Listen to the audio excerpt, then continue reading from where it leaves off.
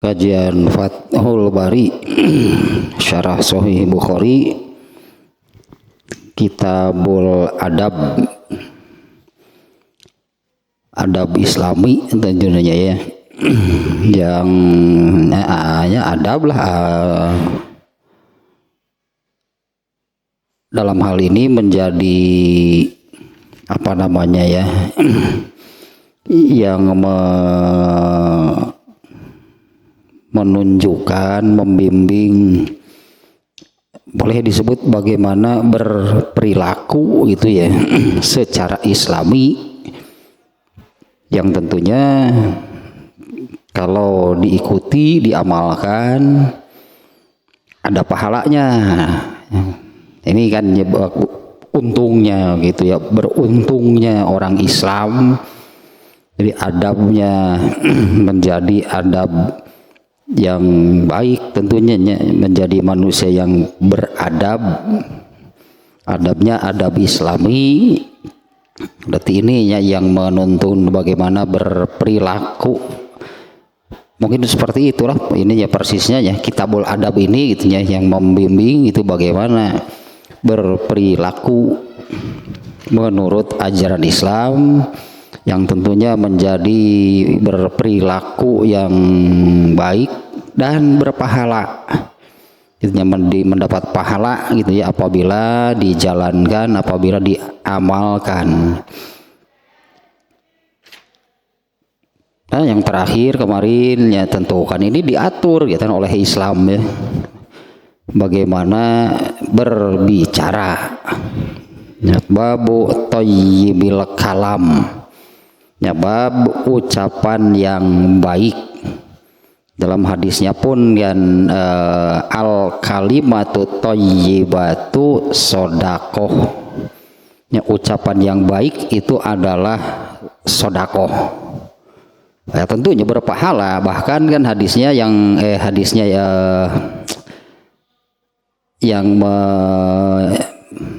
merintahkan ittaqun naro walau bisyikki tamratin fa in lam yakun fa bi kalimatin thayyibah. Selamatkanlah diri kalian dari api neraka meskipun hanya dengan sodakoh sebutir kurma. Jika tidak bisa juga gitu ya,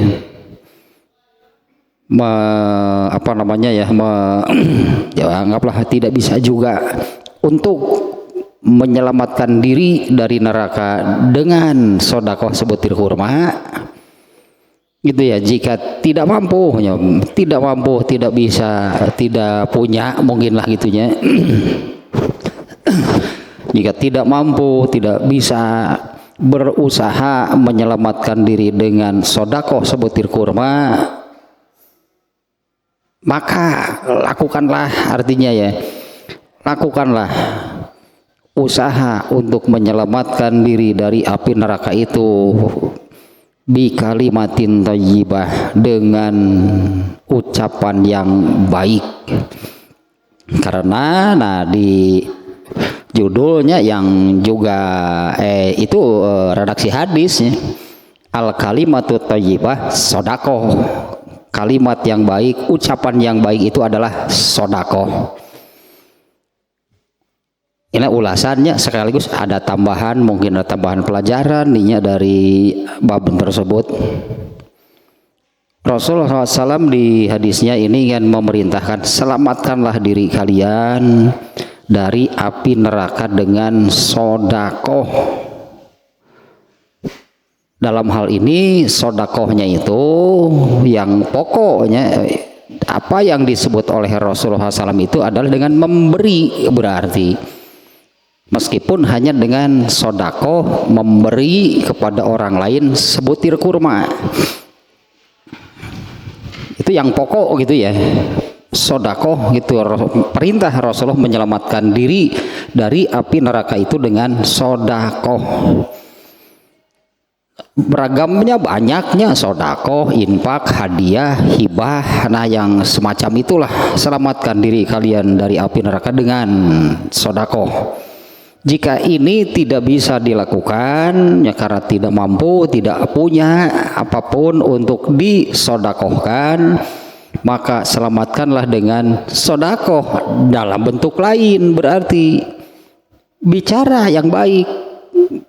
Di judul yang merupakan kutipan redaksi hadis itu ya, al kalimatu thayyibatu sodakoh, ucapan yang baik itu adalah sodakoh.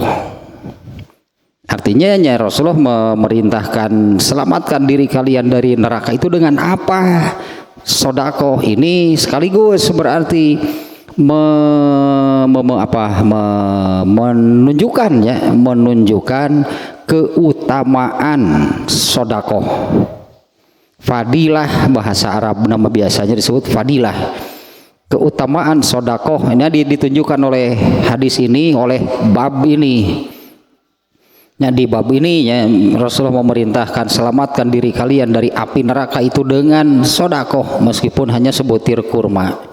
Kalau tidak bisa juga dilakukan karena memang tidak punya, karena memang tidak mampu, tidak memiliki sebutir kurma pun, maka dengan sodakoh yang lain, dengan sodakoh juga, yaitu dengan fabi kalimatin thayyibah, maka dengan berbicara yang baik. Ya, di judul yang merupakan kutipan dari redaksi hadis, Rasulullah SAW bersabda, al kalimatu thayyibatu sodakoh, ucapan yang baik itu adalah sodakoh. Ini berarti kan ya inilah Imam Bukhari membahas, mungkin sebutannya lahnya, membahas hal ini dalam Kitabul Adab. Ini boleh hanya satu sih babnya tentang berbicara. Bab tentang berbicara itu hanya bab ini nih di dalam Kitabul Adab. Artinya ini boleh disebutkan Imam Bukhari meletakkan pondasi, meletakkan dasar dalam hal berbicara. Intinya adalah bicaralah yang baik, karena nilai itunya dari bicara yang baik itu adalah sodakoh. Nah, sementara Rasulullah SAW kan di hadisnya ini memerintahkan untuk selamatkan diri kalian itu dengan apa? Sodakoh, meskipun hanya sebutir kurma. Kalau ternyata tidak punya sama sekali meskipun sebutir kurma, tetap menyelamatkan diri itu dengan sodakoh. Kalau berupa benda seperti sebutir kurma tidak ada, berarti dengan berbicara yang baik. Ininya sebagai asas, berarti sebagai dasar di Imam Bukhari di dalam Kitabul Adab itu kan seperti tadinya Kitabul Adab ini adabnya artinya adab Islami, adab menurut ajaran Islam. Di mana Kitabul Adab inilah tuntunan gitunya, tuntunan perilaku Islami. Berperilaku itu menurut ajaran Islam. Selain pasti akan menjadi manusia yang beradab apabila ini dijalankan, selebih dari itu dapat pahala. Ya, bahkan kalau berbicara yang baik dapat keutamaan apa? Terbebas dari neraka, kan perintah membebaskan dari neraka kan dengan ini. Selamatkan diri kalian dari neraka dengan bagaimana caranya? Dengan apa? Sodakoh meskipun sebutir kurma. Kalau tidak ada, maka dengan berbicara yang baik. Nah, itulah ulasan dan tambahan mungkinnya ada. Dan juga ini juga tambahan lagi lah ya, saya tambahkan nih. Kalau pintu surga, hadis yang menerangkan pintu surga itu ada 8. Ya, pintu surga ada 8. Tapi dari 8 pintu tersebut hanya 4 yang Rasulullah sebutkan namanya. Jadi masing-masing pintu itu ada namanya. Yang pertama sholat, pintu sholat. Kemudian pintu saum, royan, pintu saum. Kemudian sodakoh, kemudian jihad. Itu nama pintu yang disebut.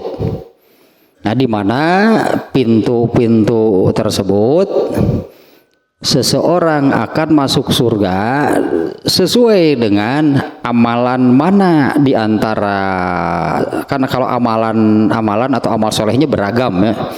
Ini ada sholat, ada sodakoh. Ingin masuk surga melalui pintu sholat wongkul saum antara namanya gitu. Saum henteu itu henteu darah yang tidieu.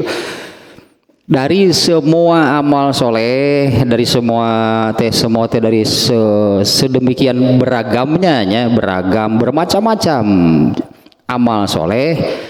Nah, dari semua amal solehnya itu yang paling unggul, yang paling menonjolnya yang mana? Kalau sholatnya nih dari sana berarti, kalau ibadah saumnya yang menonjol berarti dari pintu saum. Nah, Rasulullah menyebutkan akan ada seseorang atau orang yang bisa masuk dari pintu surga manapun yang ia mau. Dan aku berharap Abu Bakar itu orangnya. Ya iya, maksudnya teh Abu Bakar itu orang yang pantas masuk surga dari pintu manapun. Sholatnya top berarti, saumnya ya, sama lah Abu Bakar semuanya. Nah, sodakoh itu salah satu nama pintu surga. Ya, salah satu pintu surga itu namanya sodakoh, artinya orang yang memiliki keunggulan amalnya ada pada sodakoh, ya dia akan masuk melalui pintu sodakoh. Nah, sodakoh adanya sodakoh itu ditetapkan itu sebagai salah satu nama dari pintu surga. Semuanya ada 8, tapi yang Rasul sebutkan itu hanya 4. Dan seseorang itu masuk surga dari pintu yang mana tergantung amal mana yang paling menonjol lah itunya, amal mana yang paling menonjol. Ya sedikit lahnya kalau sodako ini juga pernah hasilnya disampaikan, jangan menilai besar kecilnya yang disodakohkan, karena sodakoh itu kan sesuai dengan kemampuan. Nah, sodakoh yang dikeluarkan seseorang itu sesuai dengan kemampuan. Orang yang ada di level bawah gitu ya, beda dengan konglomerat. Kalau dilihat dari segi jumlah mah tuh bengek dari jeung konglomerat mah kumaha tuh. Konglomerat mah bangun masjid 20 uang sendiri bisa. Kalau ini yang ini saya nyumbang tulak panto ge ripuh sakit ge menang nabung eta teh. Padahal konglomerat mah bangun 20 masjid sekaligus juga bisa.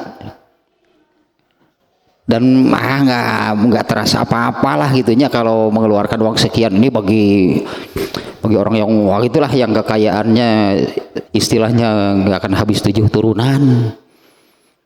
Membangun 10 masjid misalnya di 10 tempat, paling berapa? Untuk orang itu kan bilang begitu, paling berapa 10 masjid. Tapi untuk orang yang ingin gitunya punya andil untuk pembangunan masjid ini, meuli tulak pantau lagi kudu yang celengan heula teh. Ya tapi ini besar nilainya, ya itulah kemampuannya. Makanya jangan menilai gitu soal besar kecilnya sesuai kemampuan. Kan sodakoh mah kudu loba teh harus sering gitunya. Sodakoh itu harus banyak dilakukan, harus sering dilakukan. Ya sesuaikan dengan kemampuan. Harus sering ya, sodakoh itu harus sering, harus banyak, sesuai dengan kemampuan. Ya ini perintah di hadis ini kan jelas, selamatkan diri kamu dari api neraka dengan apa? Kan sodakohnya dengan sodakoh meskipun hanya sebutir kurma, ya sesuaikanlah dengan kemampuan. Bahkan ada yang tidak mampu dengan sebutir kurma pun. Nah kalau memang demikian kan lanjutan hadisnya kemarin dengan sodakoh dalam bentuk lain, berarti yaitu dengan berbicara yang baik, karena Rasulullah sendiri yang menyebutkan al kalimatu thayyibah, ucapan yang baik itu adalah sodakoh. Sodakoh itulah yang menyelamatkan seseorang dari api neraka. Berarti harus banyak, berarti ya, artinya kan semakin banyak, semakin sering sodakoh, artinya kan berarti kan kesempatan selamatnya lebih besar kan. Saya kira kan logikanya demikian kan ya. Semakin banyak, semakin sering sodakoh dilakukan, berarti kesempatan selamat dari nerakanya semakin besar. Masa sodakohnya hanya satu kali? Sodakoh sekali jeung eta ge biasa gitu. Sakali ge nepi ka batur nu narimana teh bari peureum. Waduh ngarasa geus salamet ti neraka. Kan saya sudah sodakoh. Perasaan bukan gitu pengamalannya. Ya artinya nya sodakoh itu harus sering, harus banyak, bukan berarti jumlahnya wah gitunya ya. Memang kita nggak punya kan kalau sekian. Sodakoh itu sesuai dengan kemampuan. Nah itu saya tambahan lah dari secara eksplisit juga hadisnya memang demikian, selamatkan diri kamu dari neraka dengan sodakoh. Bagi yang tidak mampu bersodakoh dengan sesuatu yang ia berikan, maka dengan sodakoh dalam bentuk lain, yaitu berbicara yang baik. Meskipun bagi orang yang mampu bersodakoh, gitunya mampu sodakoh dengan memberi dalam tadilah ragamnya, bisa hibah, bisa hadiah, bisa manihahnya ragam, sodakoh banyak. Tetap nilai bicara yang baik itu adalah itunya sodakoh. Ya tetapnya nilai berbicara yang baik itu adalah sodakoh. Kalau itulah tak ulasan dan tambahan sedikit lahnya. Jadi itulah dengan perintah tersebut, maka sodakoh itu berarti harus sering, harus banyak. Adapun besarannya bagaimana ya sesuaikan dengan kemampuan, karena israf berlebihan. Israf dalam beramal soleh juga itu salah. Ya, israfnya berlebihan dalam beramal soleh itu juga salah. Sesuaikan dengan kemampuan. Nah, sekarang yang baru nih bab ke-35 Kitabul Adab nih, bab ke-35, babur rifqi fil amri kullihi. Bab lemah lembut, halus mungkin lahnya nanti terjemahnya kurang lebih demikian ya. Bab lemah lembut atau dengan cara yang halus fil amri kullihi, dalam segala urusan. Ya, artinya bukan kebalikan, bukan dengan cara yang keras atau kekerasan. Ya, bukan dengan cara yang keras atau kekerasan. Tapi ada batasnya gitu nantinya, ada batasnya. Bahkan Rasulullah SAW pun kan memerintah dengan cara memerintah gitunya, kalau tidak bisa dengan cara yang halus maka dengan cara yang yang keras. Tapi pada dasarnya berarti pada awalnya mestilah itu dengan cara yang halus, dengan cara yang lemah lembut. Nah, kita lihatnya sekarang nih hadisnya dulu. Hadisnya ada dua. Yang pertama, an Aisyata radhiyallahu anha zaujin Nabi sallallahu alaihi wasallam qalat dakhala rahtun minal yahudi ala rasulillahi sallallahu alaihi wasallam faqalu assalamu alaikum, bukan assalamu nya, assamu alaikum. Qalat Aisyatu fa fahimtuha fakultu wa alaikumussamu wal la'natu.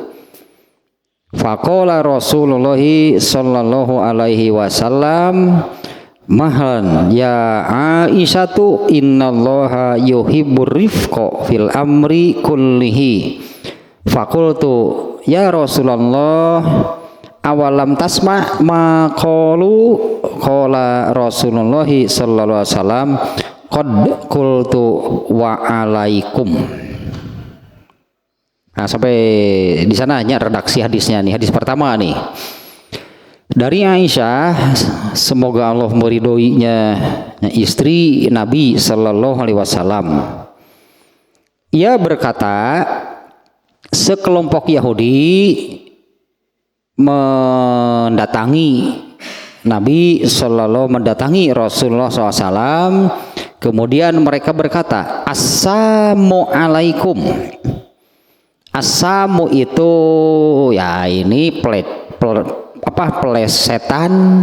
pelecehan gitu ya terhadap ucapan assalamu alaikum. Jadi mana assalamu alaikum ini juga ucapan assalamu alaikum itu juga nanti akan menjadi ucapan para penghuni surga, sama nanti juga di sana kalau bertemu di surga itu assalamu alaikum. Malaikat demikian, ketika menemui penghuni surga, malaikat pun mengucapkannya demikian, assalamu alaikum. Ini di dalam Islam dijadikan apa namanya ya, bukan sekedar sapaan. Kalau di dalam hadisnya itu kan hadis tentang salam ini ya, hakul muslim ala muslim situn, hak muslim dengan sesama dengan muslim lainnya itu ada 6. Yang pertama yang disebutkan yaitu iza laki tahu fasallim alaihi, jika bertemu maka ucapkanlah salam. Nah, ternyata assalamualaikum saja misalnya, atau assalamualaikum warahmatullah, atau sampai yang paling panjang assalamualaikum warahmatullahi wabarakatuh. Ini juga kan oleh Allah dijadikan bacaan terakhir dari semua rangkaian bacaan sholat. Menutup sholat itu dengan mengucapkan salam. Nah, apabila bertemu, nah kalau di dalam adab tentang mengucapkan salam ini ya cukup banyak hadisnya. Di antaranya adabnya itu mengucapkan salam itu yang apa namanya, yang berjalan mengucapkan salam kepada yang diam, yang lebih muda ucapkan salam kepada yang lebih tua. Adablahnya, adab mengucapkan salam. Nah, ini diplesetkan, memang orang Yahudi maksudnya melecehkan.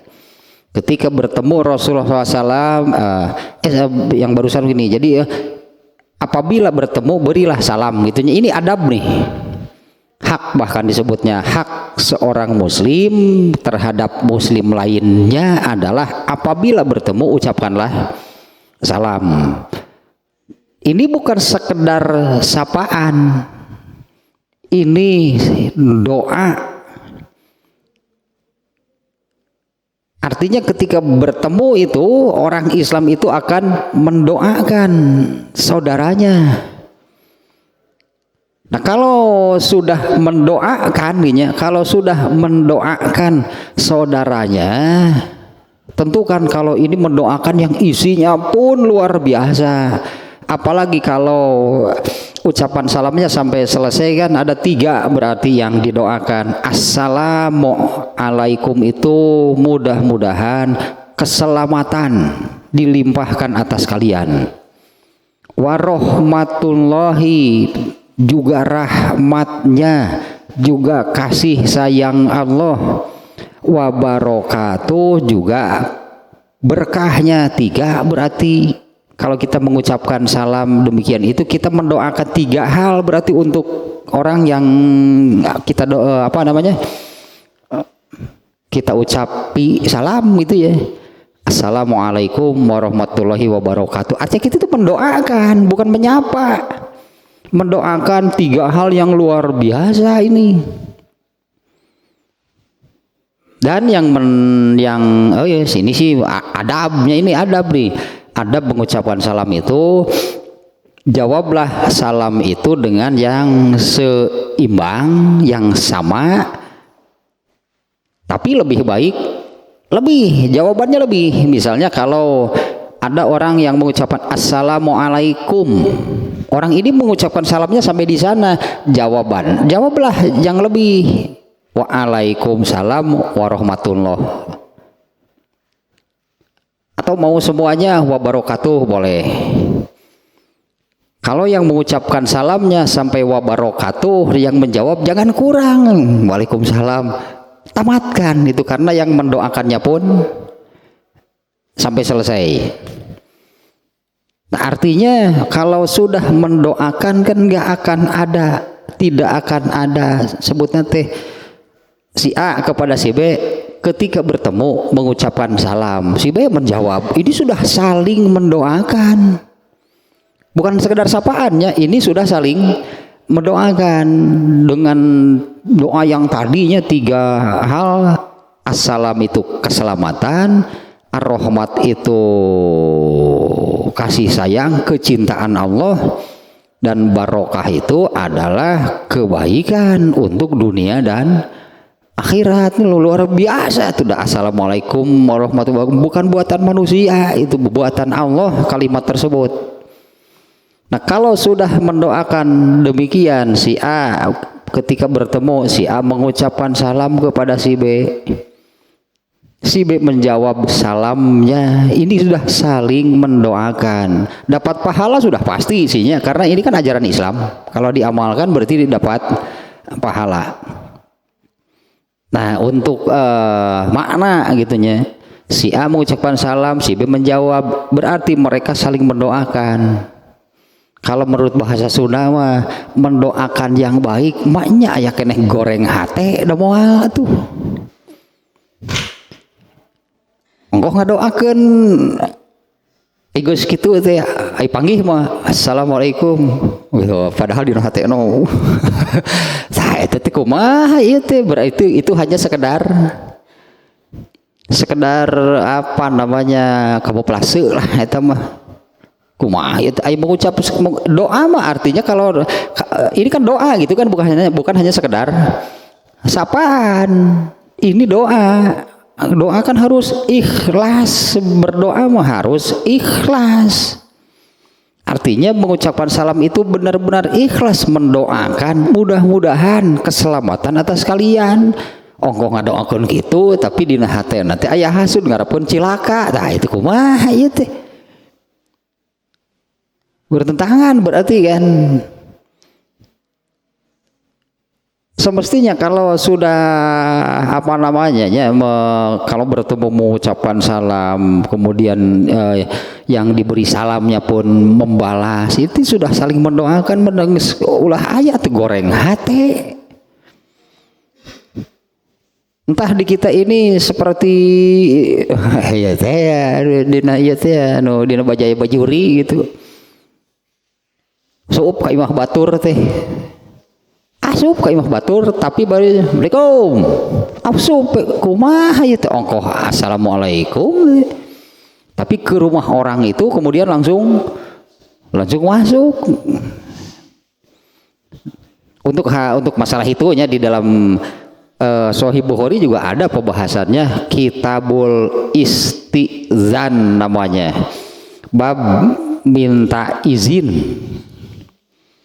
Itu tadi saya ingat dulu di sekilas gitu, si eta teh anu pamajikan teh ngaranna teh, nama tokohnya sih bukan nama aslinya, si Oneng alah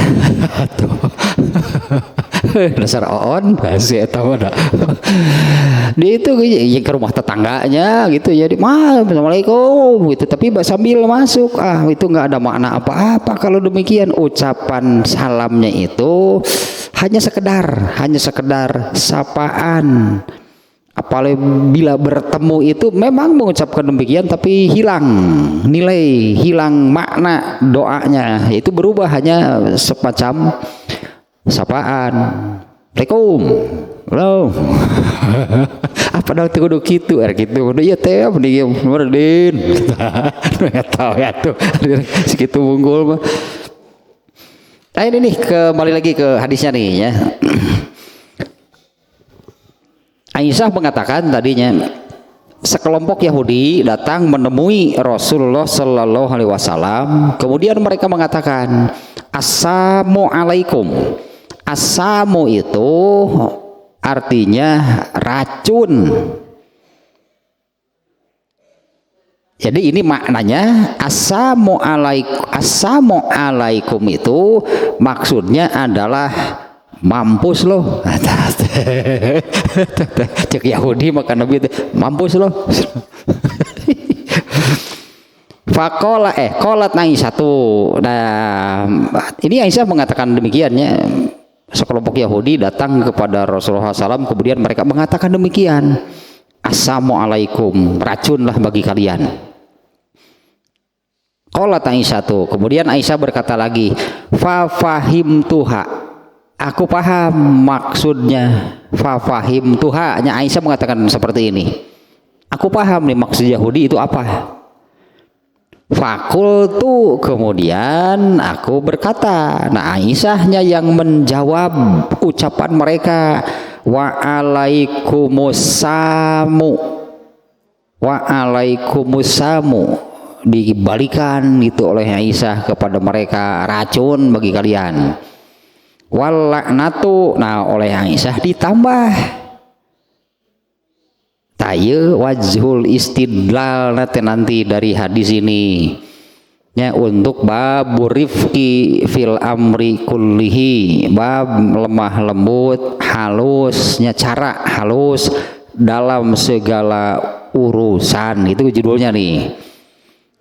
Nah ketika ada sekelompok Yahudi mengucapkan, ini kan bukan hanya apa namanya ya, bukan hanya jadi doa yang jelek bagi Nabi. Ini masalah kan jadi pelesetan dan pelecehan terhadap ini syariat Islam. Makanya ini bukan sekedar sapaan, ini syariat Islam, yaitu mengucapkan salam. Nah bahkan ada di dalam kitab Sahih Bukhari, di dalam Kitabul Iman, tentang iman, di antara cabang-cabang iman, di antara satuan-satuan iman itu adalah disebutnya ifsya'us salam. Di antara bagian cabang sebutannya, bagian atau cabang itu seperti an-nazafatu minal iman, al-haya'u minal iman. Bersih itu kebersihan bagian dari iman. Rasa malu itu bagian dari iman. Nah, termasuk ini juga ifsya'us salam. Artinya menyebarkan salam. Dalam hal ini menghidupkan syariat, gitulahnya. Menyebarkan itu menghidupkan syariat. Apabila bertemu seperti hadis yang tadi, iza laqitahu fasallim alaihi. Jika bertemu maka ucapkanlah salam. Itu termasuk bagian dari iman. Yang ternyata tadi maknanya hanya seperti itu, bukan hanya sekedar sapaan, tapi itu adalah doa yang berarti yang mengucapkan salam dan yang menjawabnya ini saling mendoakan. Semestinya kalau sudah saling mendoakan, moal aya goreng hate berarti itu teh ongkoh ngadoakeun. Mengucapkan salam itu mendoakan yang baik, tapi di dalam hatinya modar sia. Itu pogo. Itu pogo, itu kumaha tuh.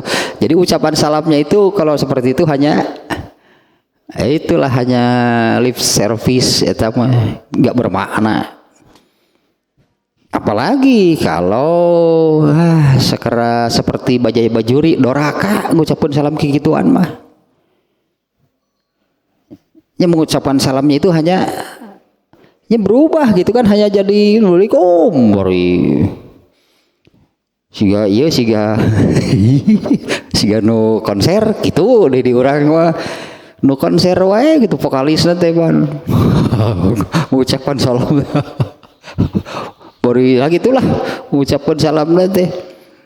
Arifek teh mic nanti nyetrum. Atau aing mengucapkan salam, arifkeun keuna kana mic teh nyetrum. Anjing. Kumaha ya teh vokalis teh balik. Kumaha vokalis teh balik. Ongko bieu ngucapkeun salam bari nya gitu, salam itu salam gaya rocker we lah. Seolah-olah menyapa dengan ucapan tersebut. Makanya ucapan salamnya pun itu bukan ikhlas mendoakan penonton, itu sapaan. Makanya diucapkannya pun dengan gaya dengan gitulah, dengan gaya rocker gitu, bukan efek tekuna.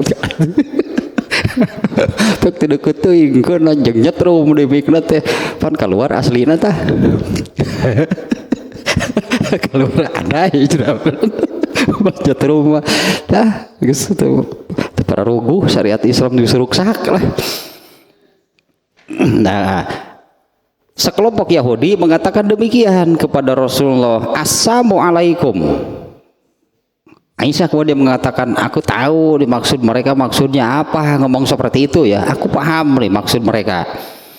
Fakultu, kemudian Aisyah menimpalinya, wa alaikumussamu wal laknat. Nah, Aisyah menambahkan itu, racun bagi racun juga bagi kalian dan laknat. Qalat faqala Rasulullah SAW. Nah, kemudian Aisyah mengatakan, mendengar demikian ditunya Rasulullah SAW bersabda, mahlan ya Aisyah, ari Aisyah atuh muncul orang mah, ari Aisyah lah gitu atuh.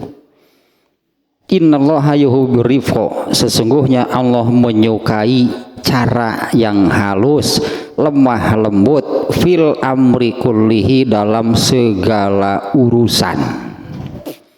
Artinya Rasulullah di sini sudah melihat, wah Aisyah ya sudah main kayu nih.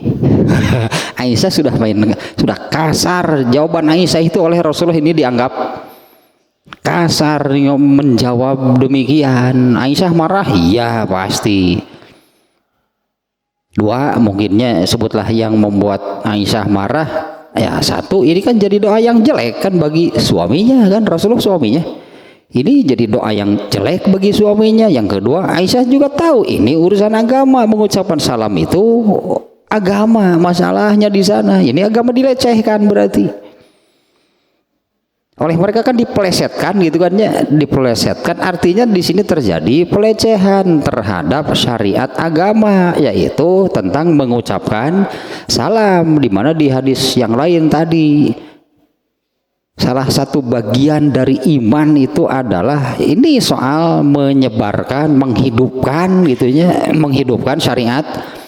Apabila bertemu ucapkanlah salam. Ada juga hadisnya, banyak sihnya ada hadis-hadis tentang salam. Artinya salam dan mengucapkan salam, ada mengucapkan dan menjawab salam. Di antaranya ucapkanlah salam kepada orang yang kamu kenal dan yang tidak kamu kenal. Kecuali kalau kita tidak kenal atau kenal. Kalau kenal dan tahu dia kafir, ya nggak boleh berarti. Ya kalau kepada kafir tidak boleh mengucapkan salam. Bagaimana kalau ini banyak benar hadisnya dia. Bagaimana kalau ada orang kafir yang mengucapkan benar tapi salamnya bukan melecehkan? Mereka pasti hanya ikut-ikutan sih sebetulnya kan. Kalau ada orang kafir misalnya ketika bertemu dengan kita, mereka mengucapkan lebih dulu Assalamualaikum. Demang ji. Jenglek oh di teh. Assalamualaikum. Kafir tapi kan ada kafir nah orang Arab sih. Emang di Arab kafir bukan Arab Saudi. Palestina banyak Nasrani kan, Bethlehem di Palestina. Orang Palestina banyak yang agamanya Nasrani. Orang Palestina juga ada yang Yahudi. Di Irak juga, di Timur Tengah lah gitu. Arabnya bukan Arab Saudi banyak. Mereka itu makhrajnya luar biasa. Kalau bertemu teh assalamualaikum, efek kafir. Diacuhkan boleh, atau kalau mau menjawab waalaikum. Nah ini nih lanjutan dulu atulah. Nah Rasulullah menegur Aisyah di sini, mahlan ya Aisyah. Kalau terjemah bebasnya, jangan begitu Aisyah. Innallaha yuhibbur rifqa fil amri kullihi. Sesungguhnya Allah itu menyukai kelemah lembutan, lemah lembut dan cara yang halus dalam segala urusan. Fakultu. Nah Aisyah ya coba membela diri lah. Gininya di sininya fakultu. Kemudian aku katakan kepada Rasulullahnya, ya Rasulullah, awalam tasma maqalu. Ya Aisyah mencoba menyelamatkan diri di sini, membela diri. Wahai Rasulullah, apa engkau tidak mendengar apa yang mereka katakan? Ya apa engkau tidak mendengar? Mereka tadi ngomong apa coba? Modar siapa mencek urang Assalamualaikum teh. Mampus loh gitu kan itu teh maksudnya maksudnya juga pelecehan, maksudnya melecehkan gitu ya. Maksudnya melecehkan, dan di sini juga ada apa namanya ya, terhadap Rasulullah SAW-nya memang jadi mendoakan yang buruk ya, dan juga ini menjadi itu pelecehan terhadap syariat Islam. Nah, tidakkah engkau mendengar apa yang mereka katakan? Ini Aisyahnya tadi mengatakan awalam tasma maqalu, tidakkah kau mendengar apa yang mereka katakan? Kemudian Rasulullah menjawab, qad qultu, aku sudah menjawab apa yang mereka ucapkan. Aku sudah menjawab apa yang mereka ucapkan, yaitu qad qultu, aku sudah menjawab ucapan mereka dengan mengatakan waalaikum. Ini cara yang halus nih, waalaikum saja. Nah ternyata inilah nanti ini jadi ketentuan. Kalau ada orang kafir yang mengucapkan salam, satu ketentuannya diabaikan atau tidak dijawab. Tidak dijawabnya artinya kita tidak mengatakan apapun untuk menjawabnya. Kalau ada orang kafir yang nyerbi orang Timur Tengah Siwan Abud mengatakan assalamualaikum.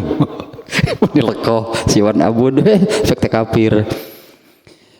Nah, kalau ada orang kafir yang mengucapkan salam, maka pilihan gitunya ini di dalam syariat Islam, pilihannya satu, tidak dijawab, atau kalau menjawab, nah hanya seperti ini yang pernah Rasulullah lakukan nih, yang diterangkan di hadis ini. Nah, tadi Aisyahnya mengatakan, apa engkau tidak mendengar apa yang mereka katakan? Aisyah memarah pasti. Sebagai istrinya ya Aisyah marah, suaminya didoakan mampus loh, ya iya ngamuk atuh. Suaminya dikatai demikian. Ternyata apa engkau tidak mendengar apa yang mereka katakan? Rasulullah menjawab, qad qultu, aku sudah mengatakan, wa alaikum, tah eta lemes tapi nyelekit. Rasul caranya halus, wa alaikum wunggul. Satu lagi hadisnya adalah, tapi entah nih ya kita terjemah saja dulu dia. Satu lagi hadisnya. Hadisnya pendek di sini pendek sih karena hadis ini pengulangan. Hadis ini oleh Imam Bukhari pernah dimuatnya yang lebih lengkapnya di pembahasan sebelumnya, yaitu di dalam pembahasan tentang masjid. Kita baca dulu hadisnya nih, pendek nih yang kedua. An Anas bin Malikin radhiyallahu anhu ana a'rawiyan bala fil masjidi faqamu ilaihi faqala Rasulullah SAW la tuzrimuhu summa da'a bidalwin min ma'in fasubba alaihi. Dari Anas bin Malik, semoga Allah meridhoinya, ia berkata, seorang Arab kampung, nah, seorang Arab Badui, orang Arab bahasa kita suka menerjemah Arab Badui, Arab gunung, itu Arab kampung. Seorang Arab Badui kencing di dalam masjid. Faqamu ilaihi, kalau para sahabat faqamu jamaknya para sahabat melihat ada orang yang kencing di dalam masjid, mereka langsung berdiri bangkit, langsung lukup, wah terbalik gitu, kencing di dalam masjid, sih eksekusi gitu, lukup sih. Fakola Rasulullah SAW. Nah kemudian Rasulullah menghalangi, itu mencegah, itunya Rasulullah yang menghalangi, mencegah. La tuzrimuhu, jangan dihenti, jangan digarawahkeun asih. Apa sih? Jangan diganggu, maksudnya kencingnya. Artinya jangan diganggu di sini, biarkan sampai kencingnya selesai. Nah, tadi kan para sahabat tuh, nges ya mah. Nges gimana? Aku aing diaperkan tuh gimana sih karena masa kencing di dalam masjid. Rasulullah mengatakan, jangan dihentikan, biarkan sampai kencingnya selesai. Summa da'a bidalwin min ma'in, kemudian setelah orang itu selesai kencingnya, Rasulullah memerintah sahabat, bukan orang itu juga yang diperintah oleh Rasulullah. Rasulullah justru memerintah para sahabat, ambil air, kemudian dibawakan air lalu disiram di sini maksudnya menghilangkan najis. Karena kan masjid kan tempat sholat kan ya. Nah di mana kan yang disyaratkan bersih dari najis itu adalah badannya. Kalau sholatnya, ketika sholat nih, badan, pakaian, tempat sholat itu harus bersih dari najis. Nah itu, ini hadis yang kedua nih ya. Kalau melihat dari ini ya, di hadis yang pertama bisa jadi kita menganggap wajar Aisyah kan mengatakan, menjawab ucapan mereka kasar gitu. Mereka itu kasar. Makanya ini kalau kita terjemah assalamualaikum, anggaplah kalau diterjemah mampus lo, kan tegenah gitu kan teh. Ini mereka kasar gitu kan. Mereka itu kasar ketika bertemu dengan Rasulullah menyebutkan demikian itu, nah sikap mereka itu kasar terhadap Rasulullah. Lalu Aisyah kan menjawabnya, lo yang mampus, enak aja. Kata Aisyah teh. Malah ditambah oleh Aisyah teh balasannya lebih kasar dari Aisyah. Assalamualaikum walaknat, ditambah itu oleh Aisyah. Makanya Nabi jangan begitu Aisyah. Rasanya sih, makanya ini perasaan rasanya wajar kalau Aisyah menjawab demikian. Aisyah juga mengerti syariat Islam. Bagi Aisyah ini jadi dua masalahnya. Yang dikatai buruk tadi kan suaminya, juga seorang Rasul, bukan hanya suaminya, juga seorang utusan Allah. Juga di sini terjadi pemelintiran, pelecehan terhadap syariat Islam. Aisyah itu ulama gitulah, kalau laki-laki Aisyah mah ulama, artinya pahamnya tentang urusan Islam. Tapi tetap Rasulullah menegur Aisyahnya yang menjawab demikian. Nah, Imam Bukhari kan menempatkan hadis ini di dalam babur rifqi fil amri kullihi. Apalagi kemudiannya Rasulullah setelah menegur Aisyah itu mengatakan innallaha yuhibbur rifqa fil amri kullihi. Sesungguhnya Allah itu menyukai cara yang halus, cara yang lemah lembut dalam segala hal, dalam segala urusan. Berarti Rasulullah melihat Aisyah itu melakukan sesuatu yang kasar nih. Apa yang dilakukan oleh Aisyah itu kasar. Karena apa yang dilakukan Yahudinya pun mereka itu kasar gitu. Mereka itu bersikap kasar terhadap Rasulullah SAW. Kemudian yang kedua, sangat nampak juga dari apa yang akan dilakukan oleh para sahabat. Begitu melihat ada seseorang yang kencing di masjid, wah nges ya mah, tadi kayak gitu ya teh. Wah iya, jelema nges ya mah, eksekusi ya mah. Anu kieu mah, nges gusur-gusur sakurang teh mah. Bawa ke tukang masjid. Bawa ke tukang masjid dan kieu cenah. Urang kieu di permak cenah. Permak nu kieu sekalian. Artinya itu di situ juga terjadi, makanya kan terjadi kekerasan, nantinya akan terjadi kekerasan. Entah apalah kalau oleh Rasulullah dibiarkan, karena mereka kan spontan bangkit berdiri gitu kan para sahabat melihat ada orang yang kencing di dalam masjid. Bagi para sahabat kan, wah ini loh apa namanya pelecehan juga lah gitunya terhadap tempat ibadah, terhadap masjid.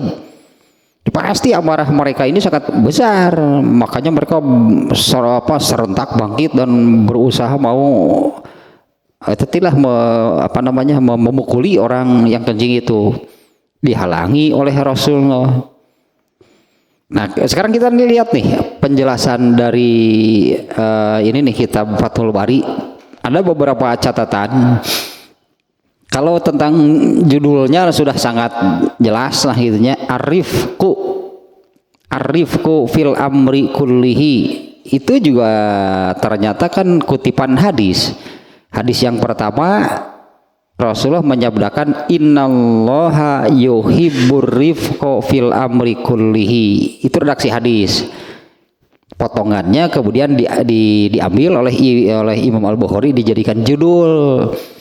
Hadisnya tadi sabda Rasulullah kepada Aisyah, sesungguhnya Allah itu menyukai arifku fil amri kullihi, lemah lembut, bersikap halus dalam segala urusan. Nah judulnya di mana arif itu secara bahasa itu ya kebalikan lah dari cara yang kekerasan, cara yang keras. Apalagi sampai kepada cara yang kejam gitu, cara yang sadis. Nah hadis ini Ibnu Hajar Al-Asqalani kemudian di dalam syarahnya nih ya, memasukkan beberapa riwayat yang berbeda, masih tentang hal yang sama, tapi beberapa riwayat yang berbeda. Yang pertama, pada hadis riwayat Muslim, redaksinya adalah innallaha rafiqun. Itu salah satu sifat Allahnya, rafiq. Salah satu sifat Allah ta'ala rafiq. Ini redaksi hadisnya riwayat Muslim, innallaha rafiqun.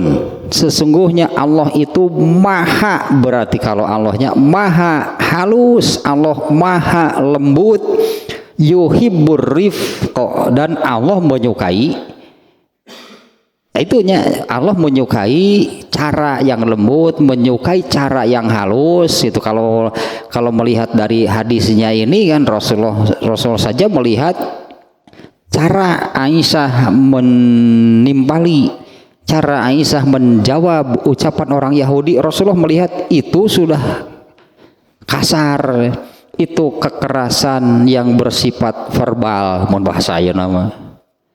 Itu kekerasan yang bersifat verbal, bukan secara fisiknya tapi berupa ucapan. Nah, itu Rasulullah menilai sudah ini suatu kekerasan.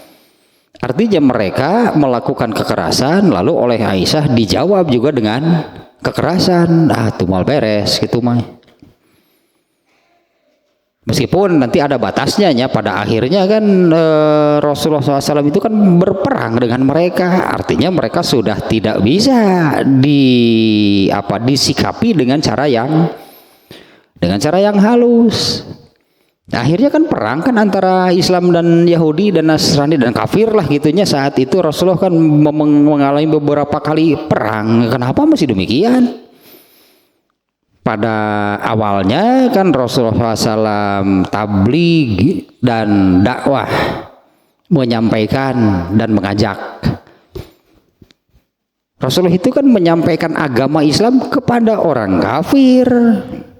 Mereka mengajak orang kafir masuk Islam, tapi kan mereka malah menyikapinya dengan kekerasan, bahkan secara fisik, bahkan dengan mengancam akan membunuh Nabi. Nah, maka terjadilah peperangan.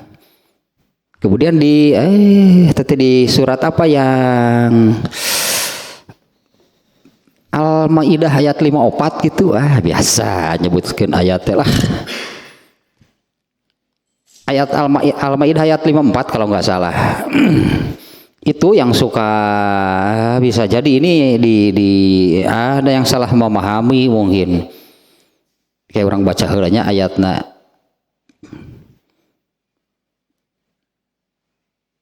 Terjemahnya saja nih ya yang ada di ini nih di aplikasi ini terjemah Quran. Wahai orang-orang yang beriman, barang siapa di antara kamu yang murtad, keluar dari agamanya, dari Islam, maka kelak Allah akan mendatangkan suatu kaum, artinya Allah akan menggantinya dengan satu kaum. Nah, seperti ini karakternya. Kalau jika kalian murtad, keluar dari agama Islam, Allah akan menggantinya dengan satu kaum yang dia Allah mencintai mereka dan mereka pun mencintainya, mencintai Allah. Kemudian iya bagian yang suka disalahartikan teh, bersikap lemah lembut terhadap orang-orang yang beriman, tetapi bersikap keras terhadap orang-orang kafir. Rasulullah saja tadi Aisyah ngomong gitu kan, Aisyah yang ditegur. Ia memaknai lemah lembut terhadap orang yang beriman dan bersikap keras terhadap orang kafir. Kalau ini kita pernah melihat pernah kejadian dulu yang ada bom bunuh diri di kafe padi namanya di Bali. Bom bunuh diri gitu di kafe karena di sana orang-orang kafir. Ya sedang apa? Ya entahlah, orang kafir di kafe sedang apa? Kira-kira itu kan urusan mereka, kaitan dengan kita apa? lalu masuk ke sana gitu membunuh diri, cek orang kafir teh ngejak gelut ya mah. Nah, apa seperti itu memaknai ayat ini? Padahal Aisyah saja di hadis ini kan ditegur oleh Rasulullah, padahal Aisyah hanya sekedar mengucapkan, mampus lo yang mampus. Tahapan gitu Aisyah teh.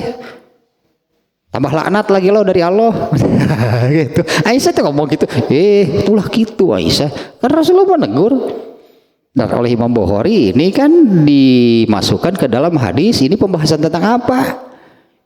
Kan bersikap lemah lembut. Nah, padahal di ayat 54 ini yaitu apabila wahai orang yang beriman, apabila kalian murtad maka Allah akan menggantinya dengan kaum yang ini karakternya ada 6 di hadis ini nih. Hadis ayat 1, mereka mencintai Allah dan Allah mencintai mereka dan mereka mencintai Allah. 2, gitu karakternya ya, mereka bersikap lemah lembut terhadap orang-orang yang beriman tetapi keras terhadap orang-orang kafir. Nah, kalau sudah maksud keras di sini terutama terkait dengan lakum dinukum waliyadin. Agama kalian untuk kalian, agamaku untukku. Nah, kalau ini harus keras, jangan sampai agama Islam tercampuri apa-apa yang dari agama mereka. Ini harus keras, nggak boleh sedikit pun agama Islam ini, ajaran Islam ini dimasuki oleh isme, paham, ajaran agama mereka. Ini harus keras. Tidak boleh ada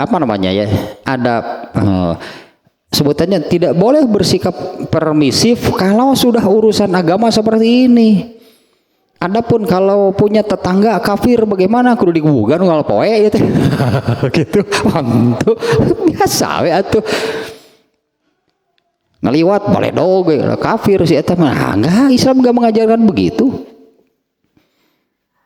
Nah, keras itu dalam hal tegas, itu harus tegas. Kalau urusan agama, ajaran agama Islam, di dalam agama Islam ini tidak boleh tercampuri apapun yang berasal dari agama mereka. Ini harus keras bersikap dalam hal seperti ini. Nah, kemudian yang ketiga, yang berjihad di jalan Allah, artinya yang bersungguh-sungguh mereka itu hidup di jalan Allah, artinya bersungguh-sungguh menerapkan dan mengamalkan agama Islam dan tidak takut celaan orang lain, tidak takut dicela apapun. Itulah ada 4 nih karunianya jadi karunia itu tuh di ayat 54 ini gitunya ya sebetulnya ini menerangkan orang-orang yang ya itulah karakternya tadi ada 4-nya. Di ayat ini Allah menyebutkannya gitu, kalau kalian murtad Allah akan menggantinya dengan kaum yang seperti ini, yaitu mencintai Allah, kemudian bersikap lemah lembut terhadap orang-orang yang beriman tapi keras terhadap orang-orang kafir, kemudian bersungguh-sungguh hidup di jalan Allah dan tidak takut dicela oleh siapapun. Itulah karunia Allah yang diberikannya kepada siapa yang Dia kehendaki. Tapi ayat itu dipelintir, mungkinnya dipelintir, dibiaskan, disalahartikan sampai ya terjadilah ada pengeboman di gereja. Kenapa mesti demikian? Mereka beribadah di gereja, ya sudah biarkan, itu kan agama mereka dengan keyakinan seperti itu. Orang Islam itu dilarang mengganggu ibadah agama orang lain, dilarang merusak tempat ibadah agama orang lain. Ya sudah, biarkan mereka dengan keyakinan dan agamanya. Yang harus bersikap tegas keras mah ini agama Islam, kalau jangan sampai dicampuri yang berasal dari agama mereka. Di sini harus keras, orang Islam harus tegas. Nah, kembali lagi ke sini nih ya. Di dalam riwayat Muslim ya, dengan redaksi Innallaha rafiqun, sesungguhnya Allah itu maha lembut, wa yuhibbur rifqa, dan Allah mencintai cara yang halus, Allah menyukai kelemah lembutan. Wa yu'ti ala rifqi ma la yu'ti alal anufi, dan Allah akan memberi di sini tidak disebutkan ya, bukan orangnya, dan Allah akan memberikan sesuatu kepada cara yang halus apa yang tidak Allah berikan kepada cara yang kasar. Redaksinya demikian ya, Allah itu maha lembut, Allah itu maha halus, lembut, dan mencintai kelembutan. Mencintai cara, berartinya kalau kita melihat hadis di atas itu kan bagaimana cara Aisyah membalas dan menimpali orang Yahudi, ternyata oleh Rasulullah kan dianggap kasar.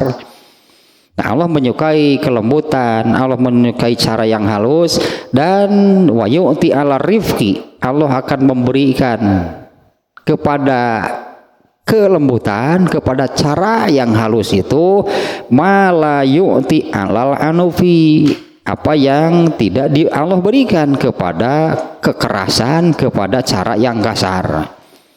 Nah, maknanya an yata'atta ma'ahu minal umuri ma la yata'atta ma'adillihi. Maknanya adalah apa yang akan terjadi berikutnya. Itulah apa yang akan terjadi berikutnya. Apabila satu hal, satu masalah ini disikapi dan disikapi dan dijalani dengan cara yang lembut, cara yang halus, atau masalah ini disikapi dan dilakukan dengan cara yang kasar. Nah, bagaimana setelahnya? Maka Allah akan memberikan sesuatu. Kalau ini disikapi dan dihadapi, dijalani dengan cara yang lembut, cara yang halus, nah nanti Allah akan memberi selanjutnya bagaimana? Itu nanti oleh Allah akan artinya oleh Allah akan ditambahi, ditunjukkan gitunya, setelahnya itu hal-hal yang baik. Berbeda dengan kalau itu disikapi, dijalani, dilakukan dengan kekerasan, kesananya memaneh kalau kayak gitu mah. Ya, kalau tadinya disikapi, dijalani, dilakukan dengan penuh kelembutan, dengan cara yang halus, nah maka nanti Allah akan memberikan sesuatu yang tidak diberikan kalau hal itu dilakukan, dijalani dengan cara yang keras, dengan kekerasan. Tentu ya selanjutnya kita lihat apa yang terjadi di hadis yang pertama. Rasulullah kan menegur Aisyah karena Aisyah itu sudah bersikap kasar dengan mengatakan demikian. Nah, ternyata kan di hadis riwayat Muslim ini artinya Rasulullah khawatir kalau kelanjutannya ini Allah tidak memberikan apa-apa, artinya Allah tidak menuntun, membimbing selanjutnya harus bagaimana, tidak akan jadi kalau dengan cara kekerasan itu disebutnya juga kan ini bukan cara yang baik, maka akibatnya pun tidak akan baik. Beda dengan kalau dihadapi, disikapi, dijalani dengan kelembutan, dengan cara yang halus, itu akan kebaikan gitu berikutnya. Nah, kebaikan berikutnya itu yang di hadis ini itu akan diberikan oleh Allah. Karena redaksi hadisnya tadinya wa yu'ti ala rifqi, Allah akan memberikan kepada bahasa orang namanya terjemahan nanti, kepada cara yang halus dengan kelembutan, nanti Allah akan memberikan sesuatu yang tidak Allah berikan kepada cara kekerasan, kepada cara yang keras, kasar, kekerasan. Artinya setelah itu apa? Nah, anggaplah setelah Aisyah ngomong seperti itu bagaimana? Sudah, Allah akan membiarkannya. Apa yang terjadi itu terserah kalian. Berat hari gitu teh. Beda dengan Rasulullah kan, aku sudah menjawab, aku mengatakan waalaikum, lemes. Rasulullah mah itu cara yang halus, itu cara yang lembut, tapi nyelekit eta teh menyakitkan. Ucapannya hanya demikian, waalaikum, tapi kan maksudnya lo yang mampus, udah gitu maksudnya sama. Tapi kan tidak vulgar dengan mengatakan laknat buat kamu, ente Nabi mah. Nah, kalau dengan cara yang halus, cara yang lembut, nanti Allah yang akan memberikan sesuatu, pasti kebaikan berikutnya. Tapi untuk kekerasannya, cara yang keras, cara yang kasar, nah Allah tidak akan menunjukkan, tidak akan memberikan kelanjutannya berupa apa, seolah-olah terserah kamu, kalau kamu celaka ya karena ulah sendiri. Itu tadinya maknanya Allah akan memudahkan, memberi kemudahan gitulahnya kepada Arifko, tadinya berbeda dengan Anuf, bahasa Arab nama itu kekerasan, cara yang keras. Nah, kemudian catatan berikutnya yang pada hadis riwayat Muslim juga redaksinya, inna rifqa la yakunu fi syai'in illa zanahu wala yanza'u min syai'in illa syanahu. Ya, sesungguhnya cara yang halus, kelemah lembutan itu tidak ada kecuali akan atau kecuali itu sesuatu yang indah dan kelanjutannya pun akan indah. Ya tunggu nanti lah ku katakan dengan indah lah pokoknya kacau. Itu ya dua hadisnya benernya ku Islam diajarkan kieu sesungguhnya kelemah lembutan, cara yang halus itu layakunu ila fi syai'in illa zanate zayyinnya indah gitunya. Itu cara yang indah dan akan tadilah kalau hadis yang sebelumnya, dan hasilnya pun akan ya sama, hasilnya pun akan indah. Dan arifku itu tidak hilang dari sesuatu kecuali akan rusak. Ya, kecuali akan rusak berikutnya atau akibatnya pasti akan rusak atau hancur. Kemudian satu lagi hadisnya nih. Ini hadis riwayat At-Tirmizi dan Ibnu Khuzaimah. Hadisnya melalui Abu Darda radhiyallahu anhu, ia berkata, Man u'tiya hazuhu minar rifqi faqad u'tiya hazuhu minal khair. Ya, barang siapa yang, ini terjemah bebasnya sihnya, barang siapa yang melakukan, tadilah barang siapa menghadapi, menjalani dan melakukan sesuatu dengan cara yang halus, dengan kelembutan, sungguh dia itu sudah diberi kebaikan, pasti akan sungguh bukan akan sihnya bahasa ini mah qad u'tiya hazuhu minal khair, dia itu berarti sudah diberi kebaikan. Baik, kebaikan dalam arti dia sudah mampu itunya menghadapi, menjalani dengan cara demikian saja, itu sudah kebaikan, diberi pahala berarti. Dan juga kebaikan setelahnya itu pasti dia akan diberikan kebaikan. Nah, kebaikan apakah cara itu sudah kebaikan, ada pahalanya, demikian juga dengan akibat mungkinlahnya sebutannya, akibat dari cara yang dilakukannya, yaitu kebaikan. Kemudian satu lagi pada hadis riwayat Muslim juga, pada hadis riwayat Muslim redaksinya, man yuharrimu rifqo man yuharrimu rifqo yuharramul khairu kulluhu. Gawat atau mun ieu ini redaksinya begini. Terjemah bebas lahnya. barang siapa yang disebut nanti, barang siapa yang tidak bisa gitunya, barang siapa yang tidak bisa menyikapi, menjalani sesuatu itu dengan arifko, dengan cara yang halus, dengan kelembutan, maka diharamkanlah seluruh kebaikan baginya. Man ya yuharrimu rifqa yuharramul khairu kulluhu. Ya, barang siapa yang gitu seperti itulah kurang lebih maknanya. Barang siapa yang tidak bisa gitu menjalani, menyikapi sesuatu itu dengan kelembutan, dengan cara yang halus, maka diharamkan baginya seluruh kebaikan. Nah, itulah tambahan di sininya redaksi-redaksi hadis yang terkait dengan hadis yang pertama.